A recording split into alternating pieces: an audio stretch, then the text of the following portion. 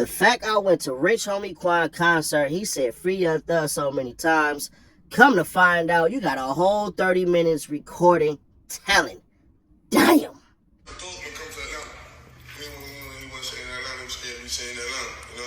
So Miami was on the spot. I saw it. We had a show together. I was like, so I'm just asking to get the show. Everybody been talking about it. I'm gonna just be a man and answer myself. Right.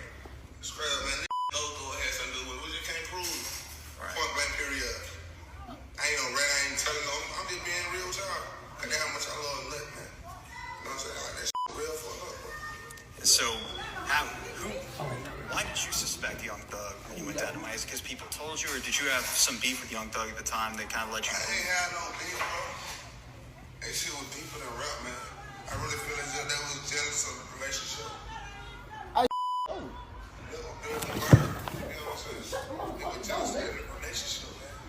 Because you guys seem to be getting along real well before. Hey, homie, what that's supposed to mean?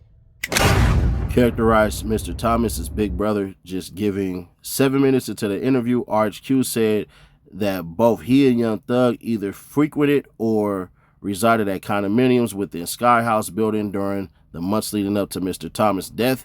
He said that he and Young Thug were cool up until Mr. Thomas' murder. RHQ reiterated he last spoke with Young Thug in Miami, as stated above, and that he no longer desired to carry on a friendship or business relationship with Young Thug. He stated that Mr. Thomas' murder served as a catalyst for the rift between him and Young Thug. In addition, RHQ didn't trust Young Thug on the Miami nightclub Kennard described above. At about 13:20 into the interview, RHQ stated straight up, niggas know Thug has something to do with it. We just can't prove it. Point blank, period. I asked RHQ why he suspected that Young Thug was involved with Mr. Thomas' murder. He explained that there was no active beef between him and Thug at the time of Mr. Thomas' murder, and that stuff was deeper than rap. Man, I really feel Young Thug was jealous of the relationship that Nut was building with Bird. I mentioned that media coverage, both him and RHQ and Young Thug during the summer 2014, appeared to depict the amicable and prosperous relationship between the two men. To this, RHQ remarked, yeah, we were. Look, listen, man, everything about it, like, yeah, know what I'm saying? I'm cool with Thug. I don't have anything against him. It's just that type of situation where I feel like betrayed, it was betrayal. At about 10:14 into the interview, RHQ became more agitated as we called Young Thug's demeanor in the Miami nightclubs immediately following Mr. Thomas' death, and a miss interjected, the night my truck got shot up, I called Thug like, man, I don't know what happened. What y'all got going on? But my truck ended up getting hit, you feel me? One of y'all niggas shot my truck up. Or something. I don't know. He said, one of y'all niggas for my truck straight up. But I ain't never heard nothing from nobody. You know what? Because of the foregoing rant, I wanted to ask RHQ, why did you immediately think to call, I'm assuming, Young Thug and ask if the truck got shot up? But before I could ask the question, RHQ interjected, like, I don't know why I would even call Young Thug, though. When, like, this before Nut died, you feel me? I don't know. Niggas in my ear, like, boy, these niggas don't want to see us together. All I know is that right now I didn't. I get a call. I didn't answer. When I called him, get no call, didn't get no answer. RHQ stated that he knew Young Thug shot his truck up, or wouldn't say why. 19:15 into the interview, RHQ stated, whoever shot my dad's shop up has something to do with Nut getting murdered. I just know it, man. I just know whoever shot my dad's shop. Pardon everything. Y'all just look out for 1090 Jake's video that's going to come out on this for sure. But I'm going to read what I have here, and then we'll go about it. So here we go. I'm going to start out where it says, believe that two crimes were, you can't see that part, which I took to mean that his instincts led him to that conclusion. Rich Homie Quan next stated that he believed the September 29, 2014 shooting of his father inside the barbershop was also connected to the murder of Donavan Thomas. I asked RHQ why Young Thug would have targeted his father. He replied, because at the time we was doing shows together, I was getting the most money, though, and they wanted my dad out of the picture because, you know, everybody want the management.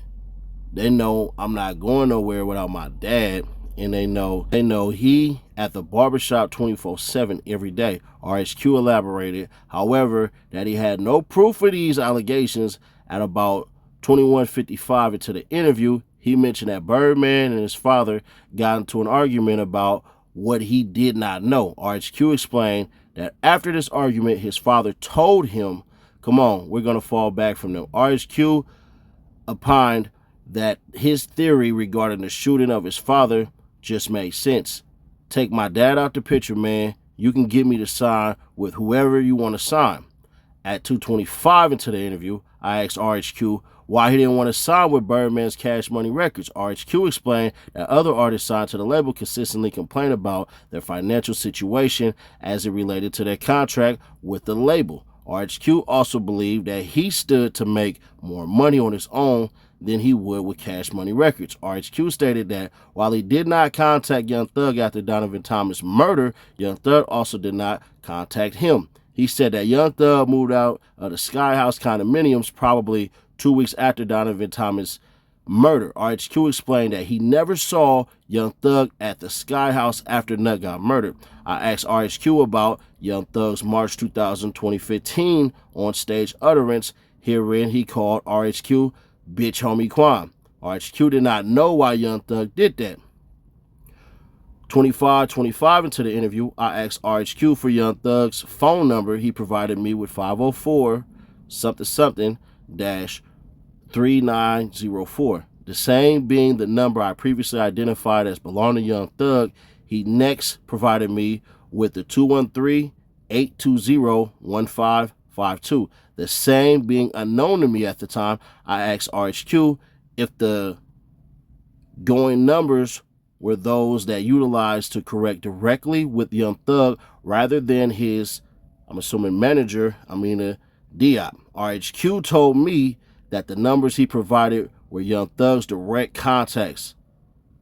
RHQ if Young Thug never texted him any threatening messages, to which he responded, no, he's smarter than that. He's smarter than that. RHQ further stated that if Young Thug had a problem with Donavan Thomas, that he wouldn't say anything about it around RHQ because Young Thug knew that Donavan Thomas was RHQ's dog. RHQ said that Mr. Thomas never told him about a quarrel with Young Thug, but advised him to separate himself from there. RHQ didn't know why Mr. Thomas would find it prudent for him to disassociate himself with Birdman and Young Thug, but opined that he had gotten a bad vibe somewhere. RHQ stated that Birdman was in contact with his father. Moore was in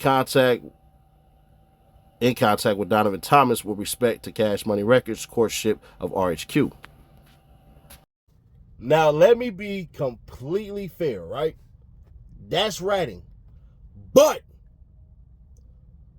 it answers a whole lot of questions as to why Rich Homie disappeared. Y'all got to remember, at the time, Rich Homie was better than Young Thug.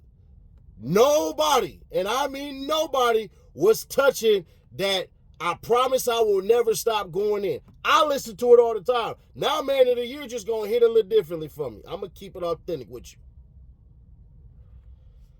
But this is how it goes, bro, in this game that we call life. If what Rich Homie Quan is saying is basically Young Thug and them shot it up over basically money and all that, that was his belief. We found out it actually had everything to do with YSL Woody Teller. When he got jumped and all that stuff and everything like that, and then they retaliated. That's where it started at. Not from no money, but Rich Homie Quan had no idea about it because he was doing what he was supposed to do, staying out the way. But the streets did talk, I'm assuming. And nigga, you talk for the streets too. That's snitching. And I told y'all, you're the snitch. So when some lanes jump out today and go, you got smoke with Atlanta. No, I don't.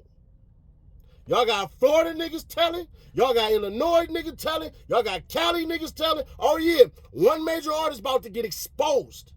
It's going to happen. And I'm going to be on Cuz hind parts when it's time to. Don't get it mixed up or confused. I'm cold of the streets. And y'all about to, why ain't you turn up on Young Thug and all that? We ain't see no paperwork. Like I told you, and I stand on that, Dolly. Like I said, if Young Thug is a rat, I ain't rocking with Cuz. That's what it is. Now, they trying to spin a story with that one saying, basically, Cuz is in there with tight jaw, but he seen a little demonic, like he had something to do with it, or he could have helped somebody else. Like he didn't want to be cooperative. And if they paint that as that, that's saying that's a demonic soul. That's what they try to tell me. If y'all want to believe it, believe it. If y'all don't, y'all don't. I'm just waiting on paperwork. I ain't casting no aspersions. But right now, as it stands, nigga, you tell him. You was talking to the police. You gave statements. You writ your name on that damn thing. You signed off on it, bro. It's ugly. They got a 30-minute goddamn investigation on you. You ain't solid, homie. But you know what? They ain't gonna care. They forgave QCP for snitching. They gonna forgive Gunna for snitching. If you and Gunna come out with an album, I ain't gonna hold you. It's probably gonna be hard as hell. It's probably gonna be dope. It's probably gonna be undeniably dope. But Code of the Streets is Code of the Streets. But maybe it's fake. Maybe the paperwork is fake and everything like that. But y'all let me know y'all thoughts on this one, man. Crazy, crazy summer.